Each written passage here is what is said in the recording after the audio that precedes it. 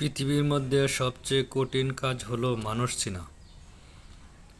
অনেক সময় আমরা মানুষকে চিনতে না পারার কারণে আমরা অনেক সময় বিশ্বাস করে ফেলি, আর সেই বিশ্বাসের কারণে অনেক সময় বড় ধরনের ক্ষতির সম্মুখীন আমরা হই। এই জন্য মানুষ চেনা একটা কঠিন কাজ। আর মানুষ চেনার জন্য আপনার কিছু কাজ করতে হবে। যদি দেখেন ওই ব্যক্তিটা, তার লেনদেন অবস্থা ভালো, তার কথাবার্তা, তার জবান ঠিক আছে, তার আচরণের দিকে লক্ষ্য করেন, সে দিনটা দিনদার, পাঁচ ওয়াক্ত নামাজ পড়ে, নামাজের পাশাপাশি তার কথাবার্তা, লেনদেন, আচরণ সব দিক যদি ভালো মনে হয়, তখন মনে করবেন লোকটা ভালো। বিশেষ করে তার লেনদেনের দিকে লক্ষ্য করতে হবে বেশি।